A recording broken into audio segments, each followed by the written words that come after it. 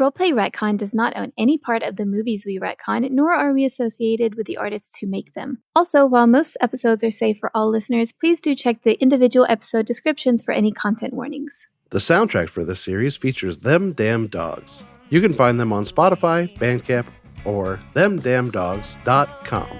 Previously on Roleplay Retcon does The Longest Yard. With some guidance from their new self-appointed coach, Burt Reynolds, who may or may not be the actor, but was definitely the former coach of the Florida Gators, Portman and Bocephorus made trips to the basketball court, the library, and the labor yard to recruit more players to the prisoners' team. Now it's up to Cornflake to grift his way into solitary confinement to recruit a mysterious ringer. My fear is rising, I don't know where I lie. Oh, but stranger things are happening all the time. Oh, my fear is rising, I don't know where I lie. Oh, but stranger things are happening all the time.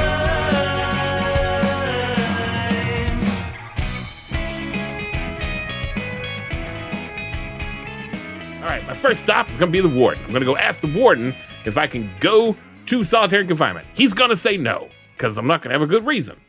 That's okay. That's not why I'm there. I just need to see how he signs things. So I just need to be in his office for like 30 seconds. Maybe not even that long. And then, well, that'll be what gets me into solitary. I'll go in, tell him the warden sent me here as some kind of creative punishment to be in the cell for 5 minutes alone with the meanest guy in the joint. And if they balk at me, I'll have this fake slip, this fake letter I'll have a fake letter from the warden, signed by him and everything. How are you going to time it so that you're in the office at the exact 30 seconds that he's signing something? I don't have to. He'll have something on his desk, I'm sure. He signs shit all the time. I just got to see it. I don't have to see him sign it. I just have to see the signature. Godspeed to you. Burt Reynolds gives a solemn nod and is like, that is stupid, but hey, beats what I had planned.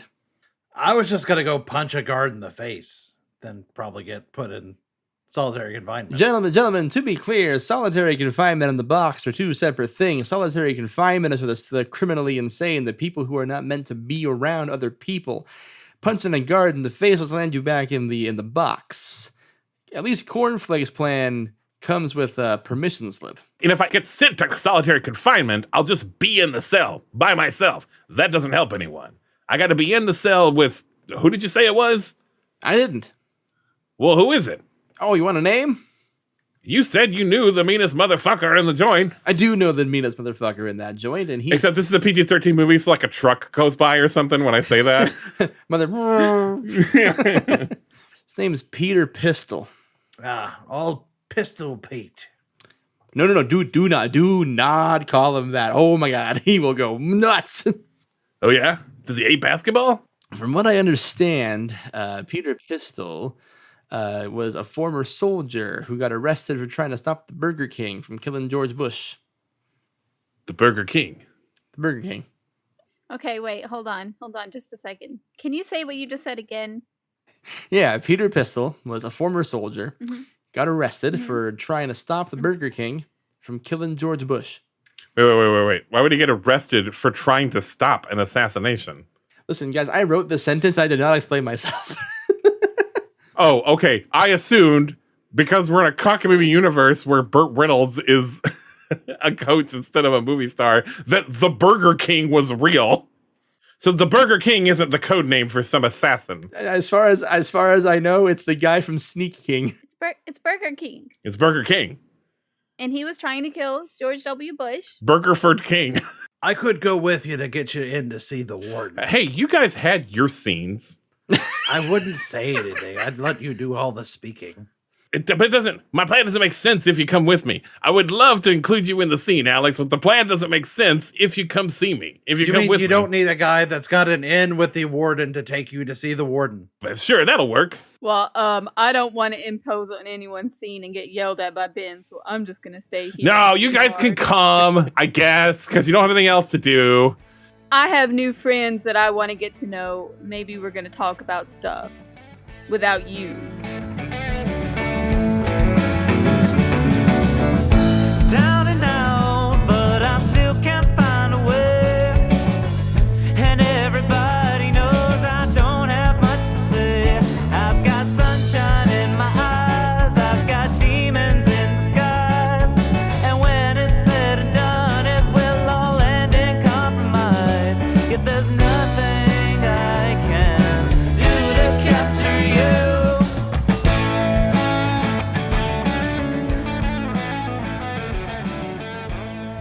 I need to go get some of that concentrated gruel. Just that like brown bottle. I assume that saltpeter is in it to give it its thickening, its thickened state. Sure, let's go with that. I did not write the chemical makeup of this gruel. It's just gross. Well, it's often used as a thickening agent / like hardcore preservative, so it would make sense that it was Take your in. word for it, and I trust you and believe you. All right. Do I need to roll anything to have gotten that, or can I just have Make a strategy roll. strategy? I have 1 in strategy. Hey, I rolled a nat 12. Look at that. Okay. So you go in there. You happen to know that that kitchen, as of your recent actions, is empty. So you go in there and you're able to get a bottle of gruel concentrate. No problem. So, just to remind everyone of my current inventory, which is probably tucked into my waist, like my elastic waistband, is a bottle of the brown concentrated gruel, a briquette of charcoal, and some silverware that I pilfered during the riot, the food fight. He's prison rich. All right, so you successfully obtain the gruel, and to help speed your plan along, why don't I do some narrative Deus Ex Machina here? Portman, Yar. you come out of the infirmary. You have this whole conversation regarding everything, and right as you're starting to say, like, doesn't your plan seem awfully convenient? A smaller, shrimpier guard walks up to you and goes, "Excuse me, sir, the warden would like to speak with you." With me? Yeah. Like clockwork. Can I take my secretary here? Looks at Cornflake, looks back at you. I guess. It's not my call. Good. Come with me, Secretary You Cornflake. lead the way, boss. Vociferous Bert turns to you and goes, "And you are gonna give Brucey some first-hand experience in pain. Okay. We're gonna practice tackling. And since Brucey is the backup QB, he's in charge of the practice squad. So, get good at tackling a quarterback. You hear what I'm saying?" I don't think that's very nice. I'm supposed to help. My mama said I'm supposed to help the little guys, not tackle them. You are going to be helping this little guy by tackling him. He needs to get used to the feeling of bodies and ground. Oh, yeah, okay. I guess logic makes sense. You okay with that, Brucey? I'm okay with everything. For any reason. Okay, yeah. Yeah, okay, I'll tackle him. Great. Job 1. You got to get past the beef boys to tackle him. 5 dudes flexing at you. And we cut to the warden's office. Portman and Cornflake, you stand outside of the door to the warden's office, and the gentleman who opens it is none other than Captain Knievel. Aye, Captain. It's wonderful to see you again. Yeah, thanks. I was invited to sit in on this meeting. Just to make sure everything's going according to plan, Portman. That would be me name, yes. Who's this guy? I'm the secretary. This is my secretary, Cornflake. He takes all me notes. I'm also the running back. Yeah. Running back. No, I believe you're special teams. You're the kicker. Seems like y'all gotta get your responsibilities straight. You write things down, you take notes. Who gave you paper? Oh, I will need to borrow some when I'm in there. You know what? Whatever. Fine. Whatever you gotta do to make life bearable, I guess. Yar. Anyway, so I guess it's only sporting to me to tell you I'll be quarterbacking the prison team this week. Oh, you'll be the team captain, will ya? Yeah. Hence why I'm the captain of the prison yard, to see. And I just want to remind you that bending the knee for the warden, I don't rightly much care for you doing that. So just keep that in mind when you're having this meeting, okay? No yanking him off. No yanking him off. Would you rather me bend my behind for the warden like Edie? I'd rather not bend anything. I'd rather you go in there, sack up, and stand tall. Don't let him bully you. Don't let him talk you into things. Was sack up a football pun? No, it's a testicle pun. I think I saw the word sack earlier. Yar. Yeah, that's what I'm saying. So was it a football pun? This is very literally pun not intended. Captain Knievel turns to the camera and addresses the audience. I didn't mean to do that, okay? Sometimes you see a fourth wall, you gotta break it. And if you use a turbo controller, I'll know. That was a deep cut reference just for me. In high school, they call me Mantis. Oh, nope. And for Grant. Grant got it too. We all got it, Ben. Except actually Ocelot said it. Not Oh, you're right. I'm sorry. So he escorts you in, makes a big dramatic showing of it. It's like, Warden Sanders, Portman Toe, and his secretary Cornfizzle, or whatever his name is. That was weirder than my actual name. Like I feel like you do know it. I'm not a clever man. Warden, I'm taking notes for the team and for my captain here. But obviously I don't have any paper or pen. Can I just borrow some real quick? Just a couple like sheets of paper. Yeah, 1 second. I'm currently in the middle of making a strategy roll for me. 10 plus 1. Wow. 11. he like looks down and looks up. I'm currently in the middle of signing my name over and over again, just in case I get famous. Okay, I'm using my vampire style telescoping vision to absorb that signature. I will remind you, I am a professional grifter. This kind of shit is like kindergarten to me. Listen, I have to let you. You rolled an 11, so So I've memorized his signature. Yeah, you're just like eye contact right on that signature, like just getting it well into your head. Hey, no, you know what? I don't have to do that much. I can just be like, "Oh, that's cool. Will you autograph something for me?" You mean it? Yeah, sure. What should I sign? Just put it at the bottom right of a piece of paper for me. Oh, hell yeah! Like I'm the damn president. I'll do that right now. Like, hell yeah! He was rolling his eyes. I just think you're such a character. I think yeah, you'll be a household name one day, Warden. You know, that's the goal. That's the whole point of me running this whole prison football league. I just want people to notice that I'm not just a man who enjoys punishing the criminally insane and delinquents. I'm also a person who has really a high. Let me get that signature. I'm talking too much. Here you go, son.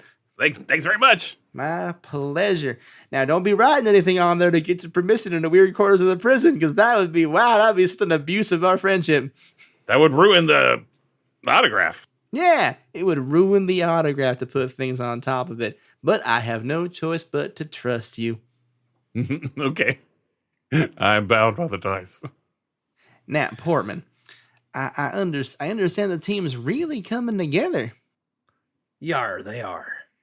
I wanted to pick your brain on something, and I brought Captain Knievel here specifically so he could hear it from the expert's mouth, the subject matter expert on the topic, if you will.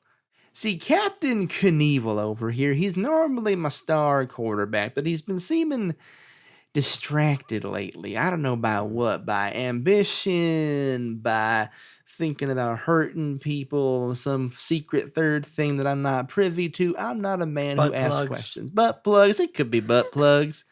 Who among us hasn't been distracted by a butt plug? Am I right, Cornflake?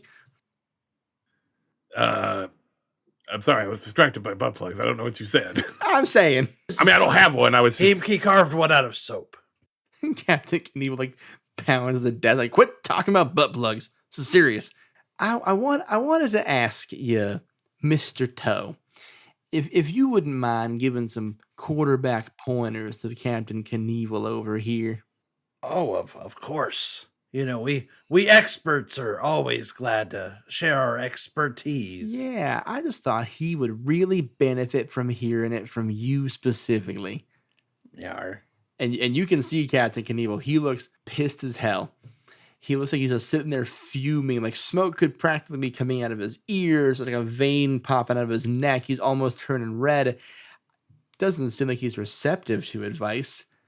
But here you are with a choice to make. I tell you what, Warden, if you would indulge me, I would love to give some advice to Captain Knievel here. But I do have a problem with me secretary. No, not Cornflake. Cornflake. He needs some straightening out. Some What? straightening out. Wait, what? What are you doing? If you could put him in, say, solitary confinement with your toughest criminal for like a day, just to straighten him out. I actually think I'd only need about 5 minutes to get straightened No, out. he needs a whole day, 24 hours. Oh, this is fun. So, Wait, he has to fucking roll something, right? Like, No, I got you. Don't worry. I gotta flavor it first. okay. You know, sometimes you pull a fast one on God, and God's gonna pull a fast one back. You know.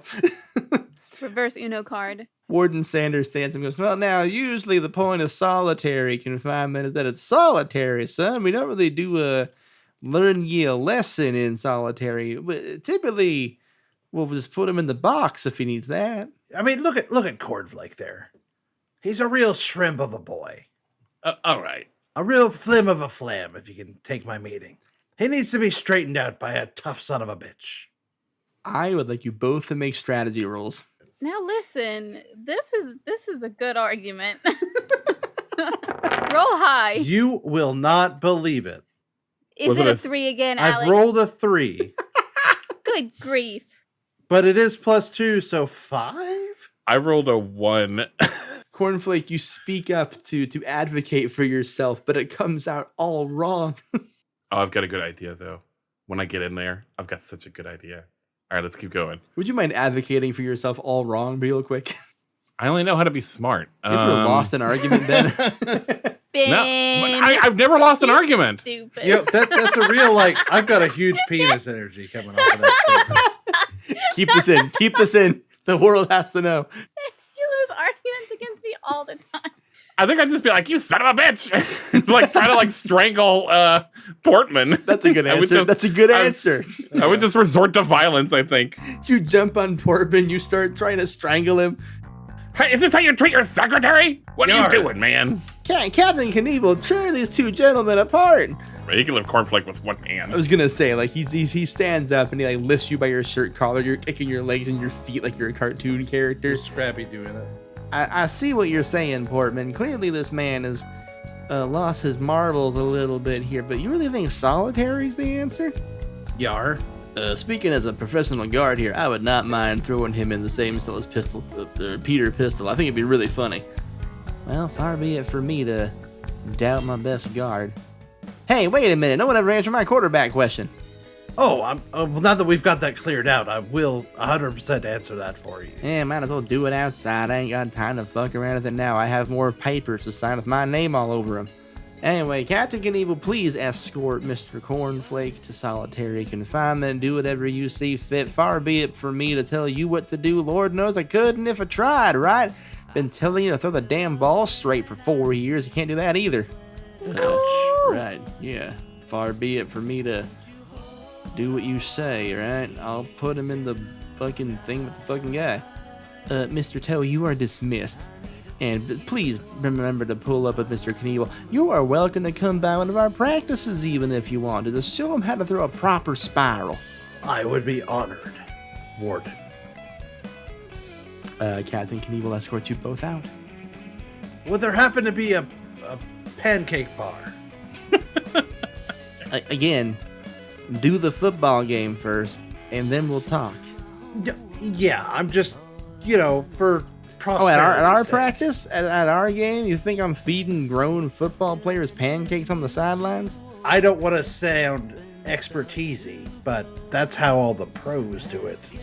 It ain't easy being expertisey. That's right. Wow, you know what? I was not a believer in the whole CTE thing until I met you. You really seemed like you got your noodle rocked while you were out there. It was a long time without me maple syrup. I don't know if I could play crop properly without it. Well, good. That benefits me, actually, personally. Ah, shucks. Played myself.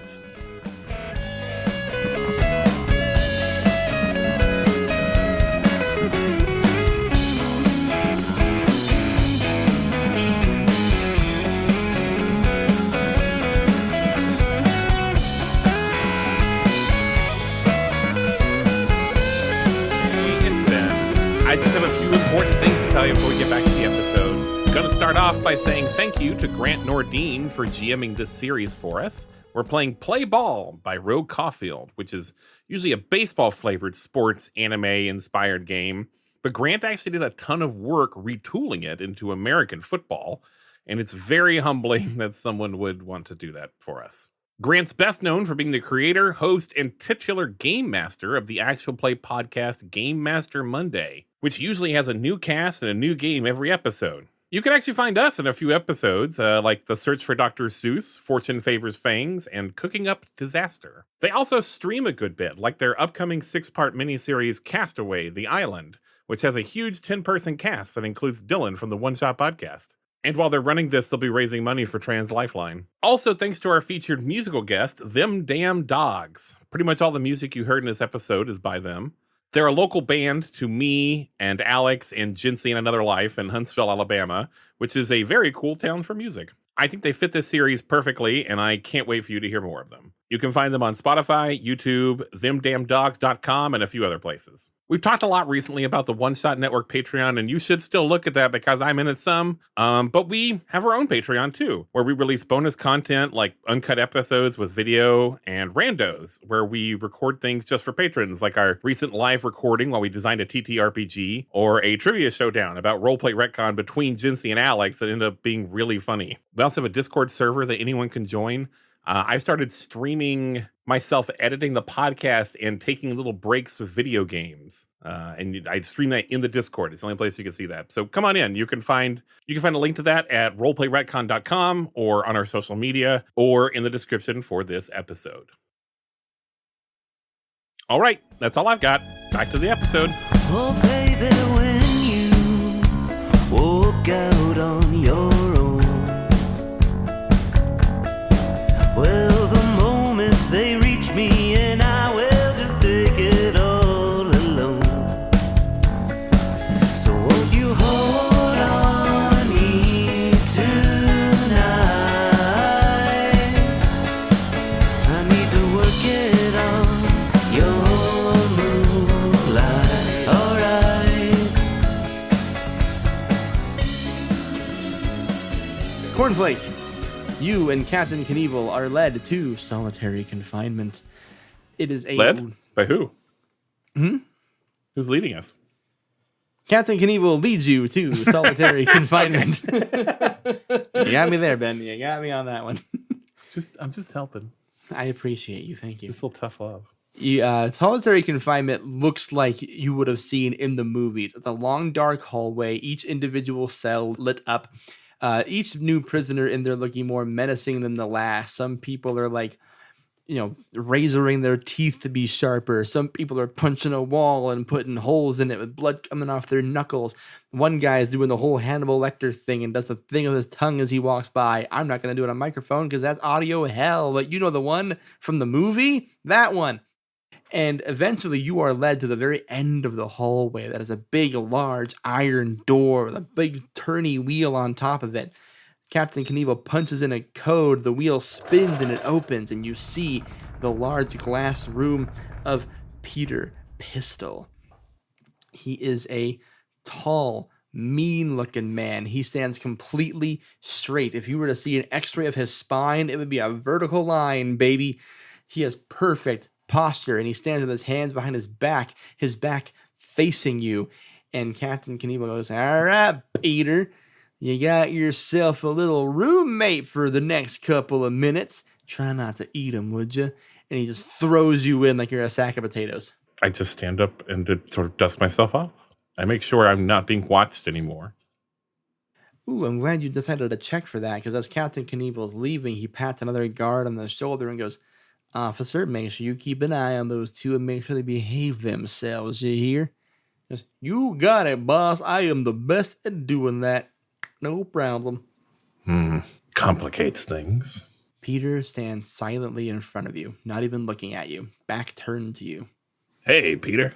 Says nothing. And then I whisper, "You want to get out of here?" Make a quick style roll for me. Hey, guess what I rolled? Tell me it's a Is it 3. three? It was a 3. But Let's it's a go. 3 plus 4. So 7. Plus 4. Okay. That's all my stuff's in style. Well, Whoa. I guess if you got it, flaunt it. So 4 to 7. Yes. I'm not going to say he completely turns around or anything, but you do see his neck twitch. And like he turns so you can see the side of his face. And it's the side of his face that you would expect a hardened criminal to have. Big scar kind of by the eyeball where the cheekbone should be completely clean shaven. And he has this look in his eye that looks like he wants to answer that question, but just can't bring himself to. You can take your time. I got 24 hours in here with you. He turns fully around and goes, "What's your name?" They call me Cornflake because it's my name. "My name's Peter." Yeah, I've heard of you. Got a real sad story, Peter. I'm sorry to hear about all the trouble. Sounds like you tried to do the right thing and you got punished for it. Yeah, my backstory is complicated, brutal, unforgiving, complicated, again, confusing. Feels like the ravings of a madman sometimes, but if you feel like the president's life is in danger, you must take action. Turns out he wasn't in danger at all. An event for children it was. Mascots of various fast food places, but I was told not to respect any monarchs as a soldier. I only believe in the USA.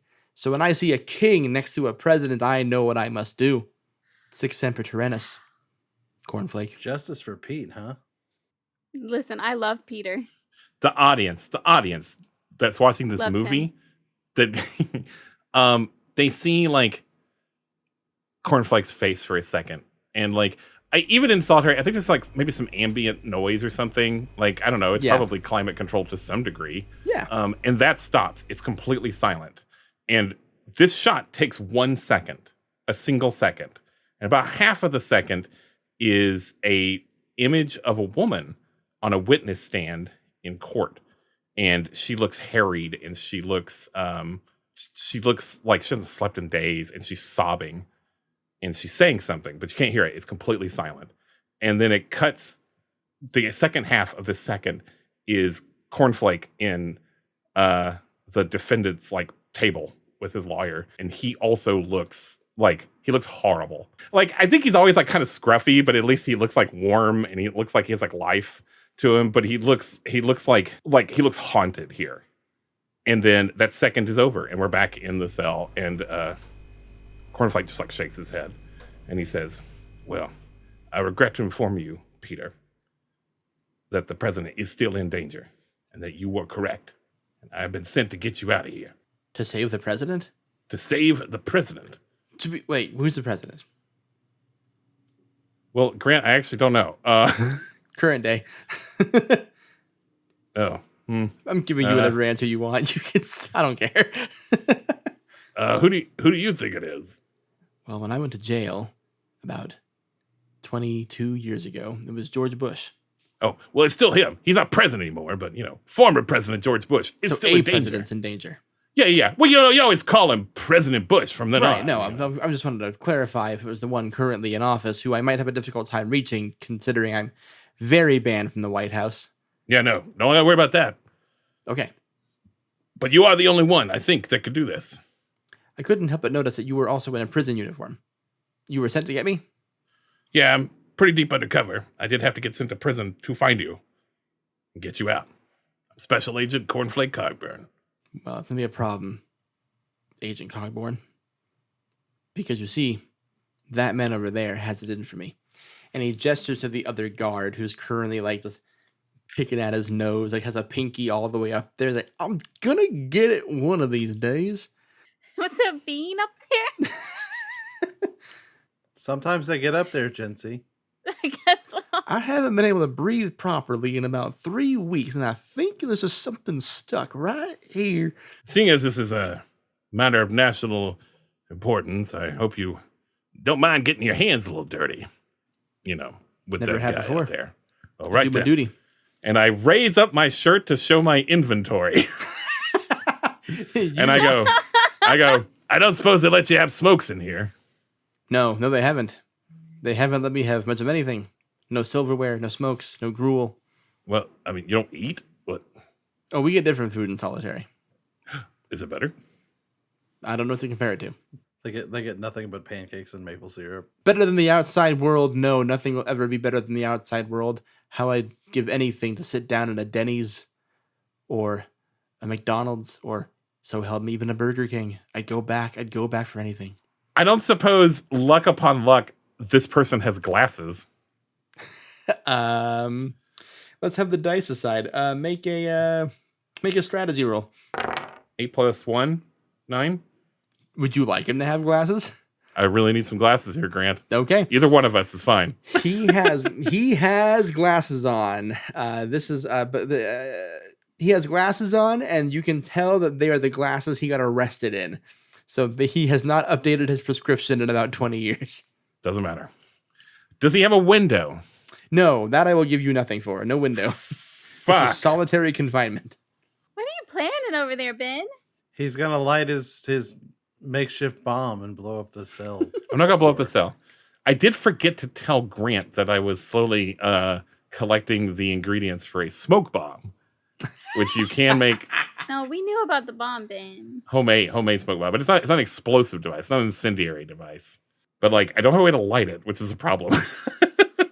Oh, I see. You were going to use the rays of the sun. Yes. I meant to get cigarettes from Ham, and I forgot. Let's do this here for you then, Ben. I'm not thinking of not benevolent. And Peter just kind of like gets on your level and goes, little man, I will do anything that you ask me to, but you have to find a way to get this guard off of my back forever. I got a plan for you. We're putting together a football team. Going to be a guards versus inmates, football game. Hey, you guys talking about the guards versus inmate football game? I'm in that. Boy, I tell you, I sure do love the prison football league. It's a real hoot. No one else in the whole country does it, but we're different here in Texas. Well, you and I are here for the next 24 hours, young man. So we're going to have to find a way to convince him to either let me out or give him the gears or seduce him. I'm not a proud man. I'll do anything. Well, if you agree, they might let you out for practice and for the game. I don't know that I can get you out into a normal cell. Yeah, but you won't have to be in here for. Yeah, you won't have to be in here for long. Trust me. I'm here to get you out and you alone. But this is part of my cover, so we got to play the game. All right. Okay. Plus, it'll give you a chance to get a look at the yard and know how we make our escape. Officer Fucknut, can you come here, please? Officer Boston. Is that his name? Well, yeah, you see his name tag says Fucknut. Any relation to Bocephorus Nut? Oh, no, that's a whole different branch. Yeah, that's like not how names work, Alex. Listen, it's an offshoot. No, that's not how names work. It is how names work in the Shire. I ain't related to anybody in jail. Not since my brother got let out. Like if someone's last name is Shane and another person's last name is McShane, they're not related. But, well, what if someone's last name is Shane and someone else's last name is Shane's son? That's actually what Mac means, so it was a bad example, but anyway, Officer Fucknut walks up and goes, yeah, y'all need something from me? Pistol Pete over here has been real obnoxious lately. Standing there with his spine all straight and shit. Piece of asshole. Hey, and I like wink at Pete and I go, I think he's got a little of the asthma. If you'll give me a smoke, I can really make his life hell. Plus, I could use a smoke. Win-win for you and me, bud. We're making this lighter thing happen. Make a strategy roll for me. Oh my god, I'm so good at this fucking game, and I'm gonna get out of prison on the 3rd episode. I rolled a 3. God dang it! Officer Fucknut puts his hands on his hips and goes, well, I quit smoking back in 2017. I've been smoke sober for 7 years. That also includes vaping, in case you're curious. Next, ask him if he has a 9-volt battery and some steel wool. Trying everything we can to get Ben off the smoke bomb thing. Do you have 2 sticks? Do you have 2 sticks? Like I just sort of rubbed together. But the smoke bomb was my whole plan. I don't know what else to do with my life, Grant. But why, Ben? But why? Why do you need to light the smoke bomb? Because he's committed to the You bit. got him on the football team. That's all we need. That's all you need. That's all the show needs, Ben. To be fair, Alex absolutely threw you in under the bus by changing your plan on you. Yeah, I was definitely going to get a fucking lighter on the way. I don't think you were. The guard walks up, talks about the football team. He's on it. Peter stands stoically behind you and is like nodding his head to you as if you're his advocate. All right. Are you going to put Pete on the football team? Yeah, if he wants to. I do want to. I very want to do that. What position you want to play? Let me check. I could offer you quarterback. You can't be quarterback. You're not here. You're not here. Jinsey is. That was a Jinsey voice. Safety. He plays safety. Oh, right, because he's a sharpshooter, of course. I'm so smart. Good job, Grant. Good Good job, Grant. You were so smart. What does that mean? I have no idea. I would like to be on the defensive side of the ball so I can hurt him in particular. All right, we could probably do that. When I was in high school, I played safety. My job was to hang in the back of the defense, making sure that no one escaped me. The last line of defense between victory and defeat. I've carried that mindset my whole life. It led me here. I should be open to change, but I am not. All right, well, what are you doing to pass the time in here? I mainly stand perfectly straight and stare at that wall over there. It's one of those walls that has lots of bumpies in it. And if you stare at it long enough, you'll start to see shapes. It's called Paradola. Neat. I've learned a lot by meeting you. What's that one look like? I like squints at it. That one looks like a gun. What does that one look like? Bigger gun. I think that one looks like a dog. Ah, I see that. The one where the dog is holding a gun? What a good dog. Is that like the fade out? Yes, absolutely. We fade out 24 hours past. A very changed Cornflake Cogburn is walking out with a man with perfect posture as they approach the football field. I don't have great posture. Peter is like grabbing your chest with one hand and has the other hand on your back and like putting pressure on both sides. No, see, if you want your spine to be at a perfect 90-degree angle so that no one can ever sneak up on you, you must stand like this. It's exhausting. It is, and it's worth it. A 90-degree angle, he'd be bent over the whole time. Whatever this is. 180. 180-degree angle. I am a soldier. I'm not good at math. But you're a sniper. He leads you, you are led back to the football field, and the whole gang is here. You've now fully assembled your team. Yay, we did And it. I got our quarterback. Thank God. Hello, everyone. My name is Peter Pistol. I am here to tackle guards as hard as I can. Oh, that's good. I like this guy. Did he make like national news? 20 years ago, probably, yeah. Do people know like Peter Pistol? Where have I heard that name? And then there's like a horrible dawning realization. Burt Reynolds stands in front of you, his mustache somehow even thicker than it was yesterday. That's how hair works. That's how hair works. In my world. Somehow, the mustache has grown. Yeah, I go down to the barber, I just pick up some of the loose hair, and I put it right on. Anyway.